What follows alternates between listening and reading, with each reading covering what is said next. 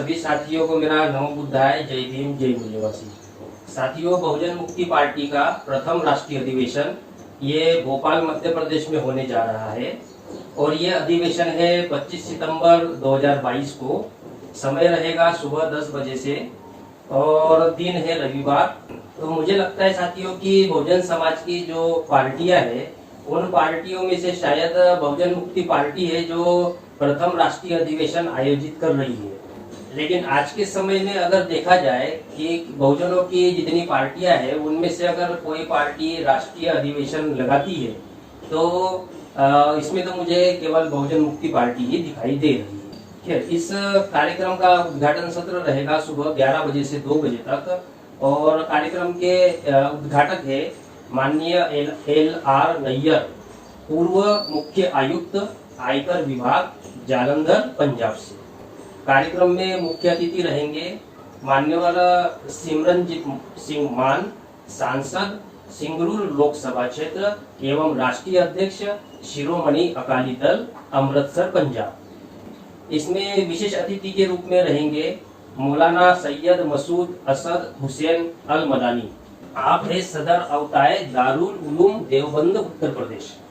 अगले विशेष अतिथि रहेंगे मान्यवर नागमणि कुशवाहा जी, सुपुत्र अमर शहीद जगदेव प्रसाद कुशवाहा एवं पूर्व सामाजिक न्याय और अधिकारिता राज्य मंत्री, भारत सरकार। और अगले विशेष अतिथि रहेंगे मान्यवर चौधरी विकास पटेल, राष्ट्रीय अध्यक्ष राष्ट्रीय पिछड़ा वर्ग मोर्चा, नई दिल्ली।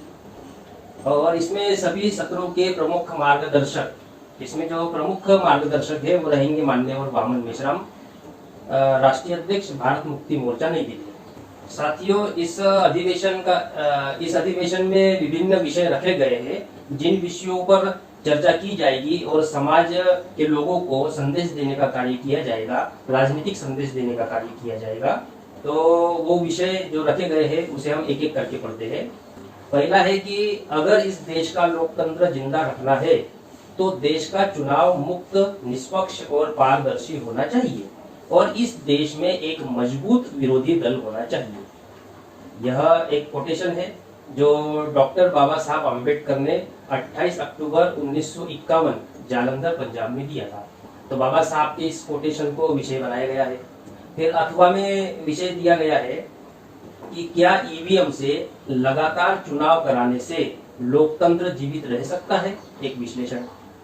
अथवा में फिर विषय है कि चुनाव के द्वारा एमएलए एमपी बनना एक साधन है, साध्य नहीं। यह कोटेशन भी डॉक्टर बाबा साहब अम्बेडकर का है। उन्होंने 20 अप्रैल 1954 को ये बात कही थी और इस कोटेशन को विषय बनाया गया है। अथवा में अगला जो विषय के रूप में दिया गया है वो है कि आज आरएसएस की गलत नीतियों से देश की एकता खतरे में है, एक समीक्षा। और अथवा में एक और विषय है कि राजनीतिक शक्ति सभी अधिकारों और विशेषाधिकारों का लाभ उठाने की मुख्य कुंजी है, डॉक्टर बाबा साहब अम्बेडकर। ये कोटेशन मुझे लगता है कि वो जो काशीराम साहब ने जो जिस बात का प्रचार किया था कि political power is the master की, ये उससे जुड़ा हुआ कोटेशन लग रहा है। तो इस तरह साथियों, इस कार्यक्रम में जो पहला सत्र है, उद्घाटन सत्र, उसमें बाबा साहब अम्बेडकर के 3 कोटेशन जो पॉलिटिक्स से संबंधित है, महत्वपूर्ण कोटेशन है, उन कोटेशंस को विषय के रूप में शामिल किया गया है। और 2 जो विषय है कि क्या ईवीएम से लगातार चुनाव कराने से लोकतंत्र जीवित रह सकता है और आरएसएस की गलत नीतियों से देश की एकता खतरे में पड़ी है। तो ये आज वर्तमान को ध्यान में रखते हुए ये 2 विषय रखे गए हैं। तो कुल मिला के ये सारे विषय जो है ये एक दूसरे से संबंधित है, इसलिए इनको अथवा करके रखा गया है ताकि लोगों को भी और क्लियर तरीके से, स्पष्ट तरीके से बात समझ में आए। अब ये जो विषय दिए गए हैं इससे संबंधित थोड़ा सा मैटर भी दिया गया है ताकि लोगों को एक आइडिया हो जाए कि आखिर इस विषय के संदर्भ में क्या और किस तरह की बात होने वाली है और फिर अधिक से अधिक जानकारी प्राप्त करने के लिए कार्यक्रम में उपस्थित रहे।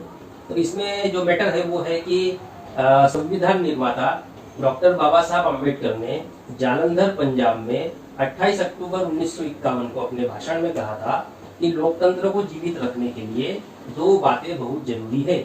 एक, मुक्त, निष्पक्ष और पारदर्शी चुनाव का होना, और दूसरी बात है मजबूत विपक्ष होना चाहिए। मगर भारत में विपक्ष ही नहीं है। वर्तमान में एक ही शासक जाति के लोगों ने चुनाव जीतने के लिए यूपीए और एनडीए के नाम के दो गठबंधन बनाए हैं, तथा जब मान्यवर काशीराम साहब ने नारा दिया था कि वोट हमारा राष्ट्र तुम्हारा, नहीं चलेगा नहीं चलेगा, तब शासक वर्ग के लोगों को लगा कि अब हमारा बेड़ा गर्क होने वाला है। इसलिए उन्होंने अपनी समझदारी से ईवीएम नाम का राक्षस भारत में लाने का काम किया। कांग्रेस और भाजपा ने योजनाबद्ध तरीके से मिली भगत करके ईवीएम मशीन को देश की जनता पर थोप कर लोकतंत्र की हत्या करवाने का काम किया है। इस बारे में देश की जनता को और अधिक जानकार बनाने के लिए उपरोक्त विषय चर्चा के लिए रखा गया है। तो ये जो विषय रखे गए हैं उसके संबंध में ये समरी है, छोटी सी जानकारी दी गई है। और इस सत्र की जो अध्यक्षता है वो मान्यवर प्रवेंद्र प्रताप सिंह, राष्ट्रीय अध्यक्ष बहुजन मुक्ति पार्टी नई दिल्ली, आप इस उद्घाटन सत्र की अध्यक्षता करने वाले हैं। तो इस तरह साथियों उद्घाटन सत्र सुबह 11 बजे से 2 बजे तक चलेगा। इसके बाद में भोजन अवकाश रहेगा 2 बजे से 3 बजे तक, सबके लिए भोजन की व्यवस्था की गई है। इसके बाद में प्रथम सत्र दोपहर 3 बजे से शाम के 5:30 बजे तक चलेगा। अभी जो पहला सत्र है इसमें जो विषय दिए गए हैं, अभी जो पहला सत्र है इस पहले सत्र के विषय दिए गए हैं वो विषय इस प्रकार है कि इस देश में कोई भी राजनीतिक पार्टी आपकी आजादी के लिए साथ सहयोग देने वाली नहीं है। डॉक्टर बाबा साहब अम्बेडकर 21 जुलाई 1946। अथवा में है कि वर्तमान में बहुजन मुक्ति पार्टी ही एक मजबूत विपक्ष बनकर लोकतंत्र की रक्षा कर रही है। अथवा में फिर एक विषय दिया गया है, ईवीएम के माध्यम से लोकतंत्र पर कब्जा करना ब्राह्मणी षड्यंत्र है, अर्थात ईवीएम आज की आधुनिक मनुस्मृति है, एक गंभीर चर्चा। अथवा में नेक्स्ट विषय दिया है कि महिलाओं का ज्वाइंट इलेक्टोरेट नहीं होना चाहिए, बल्कि महिलाओं में सही प्रतिनिधित्व के लिए सेपरेट इलेक्टोरेट होना चाहिए, एक ज्वलंत समस्या। अथवा में फिर नेक्स्ट विषय दिया है कि भारत की महिला अंतरिक्ष में पहुंची, राष्ट्रपति, प्रधानमंत्री, मुख्यमंत्री, आईएएस, आईपीएस, डॉक्टर, वकील, इंजीनियर, प्रोफेसर बनी, फिर भी लैंगिक आधार पर भेदभाव करके अस्तित्वहीन करना अर्थात बराबरी के हक से वंचित करना एक ब्राह्मणी षड्यंत्र है, एक गंभीर चर्चा। तो इस तरह साथियों ये जो पहला सत्र है, इस पहले सत्र में भी 1 2 3 4 5 विषय रखे गए हैं। इसमें से जो 2 विषय है वो 2 विषय महिलाओं से संबंधित है, और 3 विषय जो है उसमें एक बाबा साहब का कोटेशन है कि देश की कोई भी राजनीतिक पार्टी आपको आजादी के लिए साथ सहयोग नहीं देने वाली है। तो इस तरह ये 5 विषय है, और इसमें काफी महत्वपूर्ण जानकारी मिलेगी महिलाओं के राजनीतिक अधिकारों को लेकर, और महिलाओं के सामाजिक अधिकार या समाज में जो गैर बराबरी का व्यवहार लैंगिक आधार पर किया जाता है, इसके बारे में हमारी महिलाएं वक्ता रहेगी, वो भी बहुत अच्छी, गंभीर और विस्तार पूर्वक जानकारी देगी। तो ये जो विषय रखे गए हैं ये इसके संदर्भ में छोटा सा समरी इसकी पॉम्पलेट में दी गई है, वो समरी में आपको पढ़ के बताता हूँ कि 17 अगस्त 1932 को कम्युनल अवार्ड के तहत डॉक्टर बाबा साहब अम्बेडकर ने अंग्रेजों से लड़ झगड़कर 4 अधिकार प्राप्त किए। पहला है वयस्क मताधिकार, दूसरा है 2 बार वोट देने का अधिकार, तीसरा है लोक संख्या के अनुपात में पर्याप्त प्रतिनिधित्व, और चौथा है स्वतंत्र निर्वाचन क्षेत्र।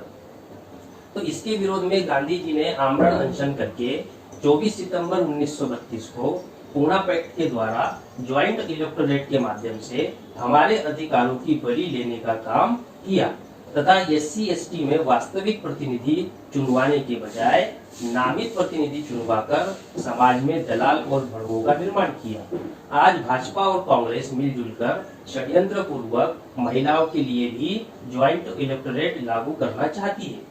इसलिए मूल निवासी बहुजन समाज को मनुवादियों की सामाजिक, आर्थिक, शैक्षणिक, राजनीतिक, सांस्कृतिक गुलामी से मुक्ति दिलाने के लिए एकमात्र राजनीतिक पार्टी बहुजन मुक्ति पार्टी ही समाज में वास्तविक नेतृत्व निर्माण करना चाहती है।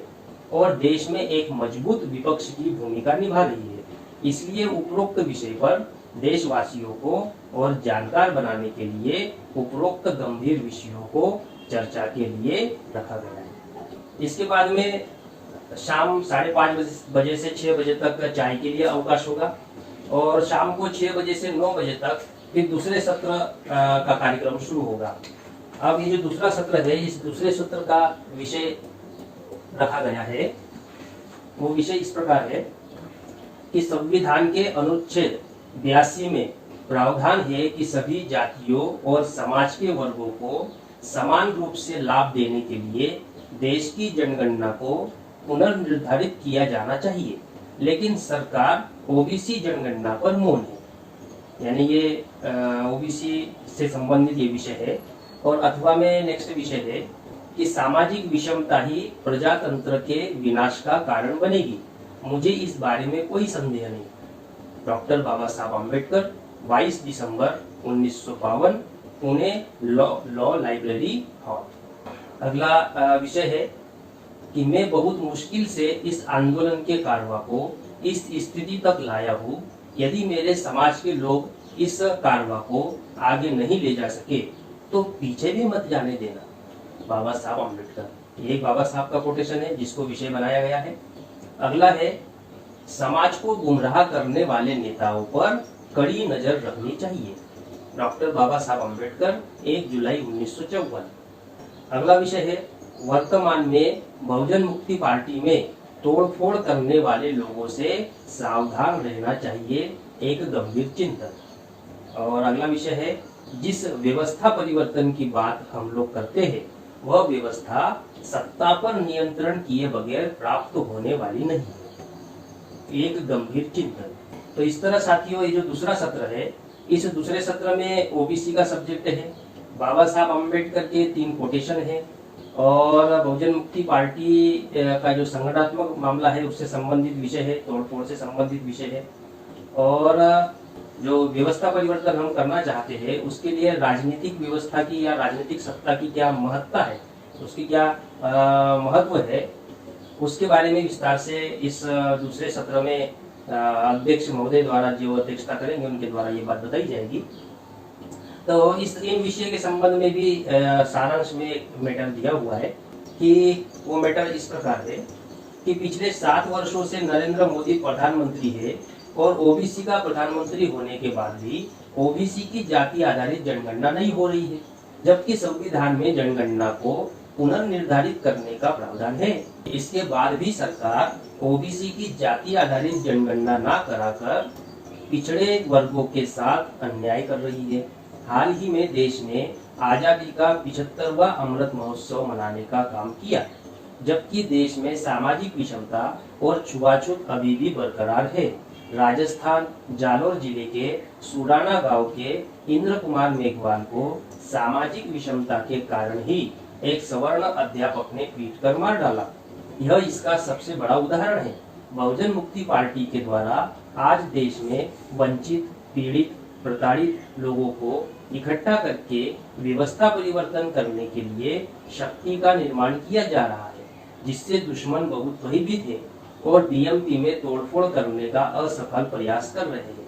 इसलिए हमें तोड़फोड़ करने वालों पर पैनी नजर रखनी चाहिए तथा समस्त मूल निवासी बहुजनों को जागरूक करके व्यवस्था परिवर्तन के आंदोलन को सफल बनाना चाहिए। इस तरह साथियों, ये दूसरे सत्र का मैटर है।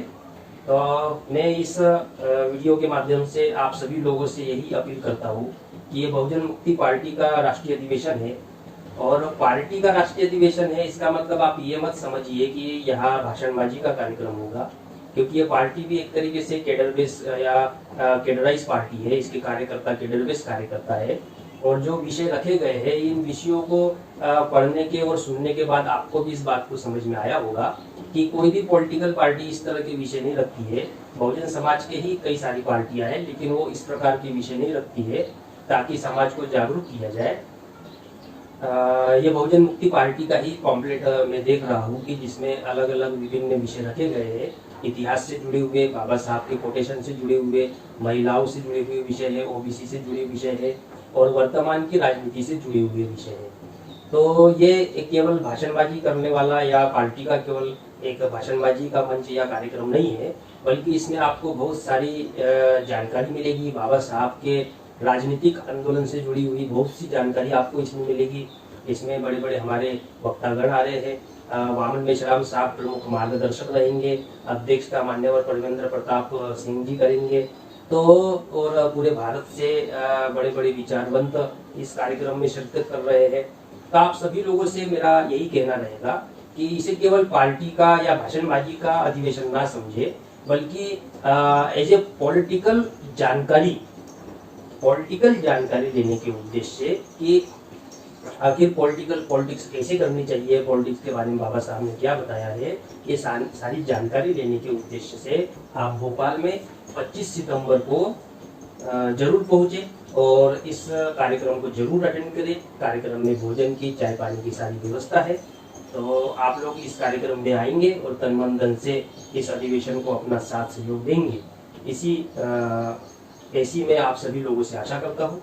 सभी साथियों को मेरा नमो बुद्धाय, जय भीम, जय आदिवासी।